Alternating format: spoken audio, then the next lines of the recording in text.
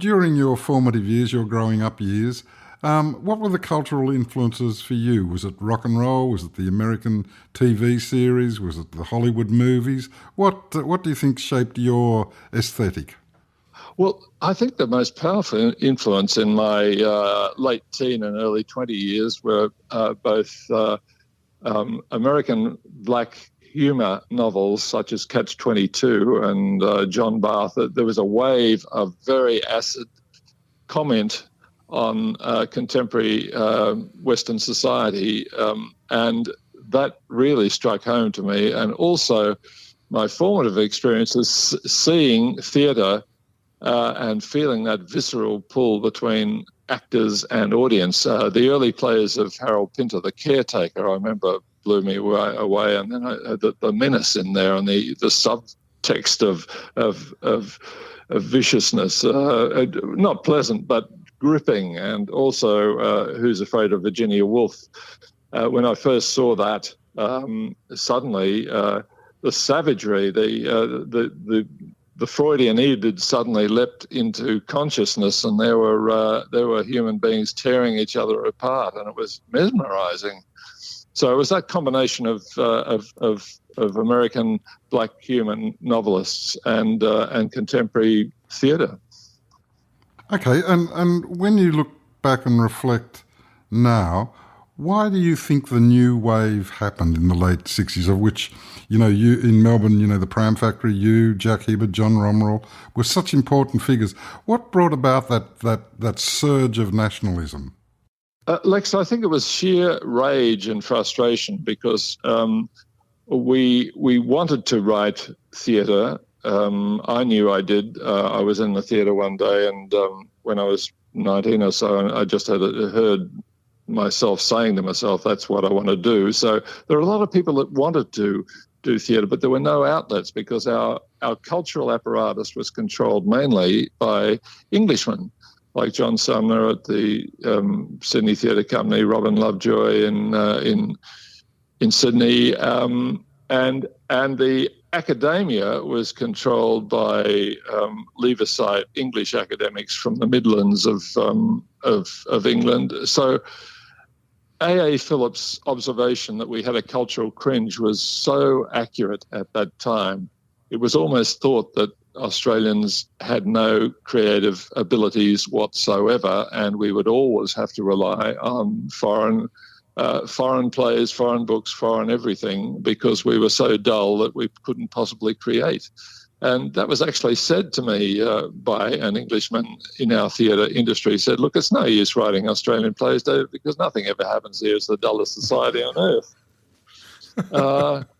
And I said, look, we're human beings. We've got the same emotions, the same passions, the same needs as anyone else. That's sheer arrogance. So in a sense, it was rage that we were locked out of our own theatres, which were controlled by Englishmen.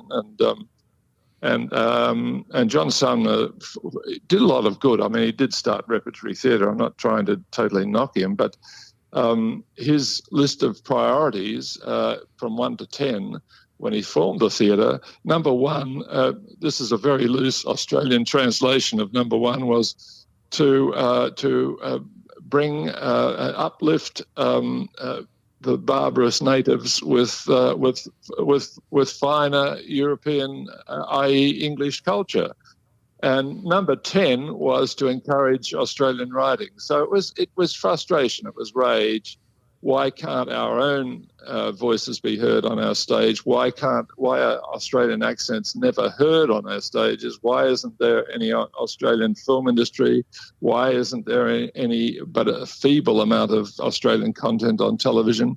We have a right to our stories and we have a right to hear them. And it was that sort of thing. So how do you think, 50 years on, what do you think is the current state of our theatre culture? Well, I think in some ways, Lex, it's going backwards. There was one major theatre company recently that announced a season with only one Australian play, and that was an adaptation of an Australian novel. I thought it's back to the 60s when Australian theatres used to go and pick the eyes out of the current hits on Broadway and more often the West End and import them back here. And I think the fact that the support for the arts has dwindled miserably due to a federal government that hates the arts, basically, our theatres are becoming increasingly prone to not taking any risks whatsoever. And I think our Australian work is being ghettoised into small theatres that are doing a great job. But in the old days, if you had a hit in the little Nimrod, it used to immediately transfer to the major theatres, and it went round Australia. It doesn't happen anymore. Sadly, I think I have to agree with you. It seems to me that the creative work, the best work, is being done by the unfunded independent companies, and the gap between the larger funded companies and their responsibility to do Australian work, that gap seems to have grown between them and the independents who are doing great work. They are, yes. If it wasn't for the shoestring independents, there wouldn't be an Australian voice on our stages to any great extent. As far as theatre's concerned, David, I wouldn't mind going back to the good old days of the 70s where I used to get just a little bit cranky because I'd invariably be sat behind Gough and Margaret Whitlam, who were regular theatre goers. And I'm only little. I found it really hard to see beyond them, but I had the feeling that they were feeling very proud of the fact that they'd created a new love of theatre. Oh, absolutely, Patricia. That when Gough swept into power, he virtually tripled the arts budget, and he said arts are vital to a country's sense of self-esteem and well-being and feeling about itself. If we're just a nation of soldiers and nurses and teachers, that's fine, but we also have to be a nation of creators. And so he created the Australian Council, and boom, suddenly, to Lex's earlier question, I think a lot of the outburst and flowering of Australian talent had a lot to do with a government that really valued the arts. I can only imagine what he'd be saying now if he heard that a current federal minister said recently that chasing arts and being a musician or a performer is really a lovely pastime, but it's not a real vocation.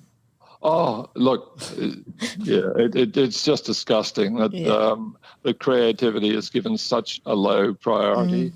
Where does that come from, David? Why is the government so? Do you think? Speculate. Why is the government so anti-intellectual, so anti-creative, so anti-cultural? What is that? Where does that come from? Well, they see their criticism of their neoliberal limited worldview that everything is about material goods, and that's about all life is about. They see a criticism of that view of life coming from the vibrant, cutting-edge arts. They don't mind opera. They don't mind theatre as long as the playwright's 400 years old. They don't mind arts that makes no contemporary comment on society, but when it verges into saying things are not perfect with our neoliberal society, that's when they get enraged.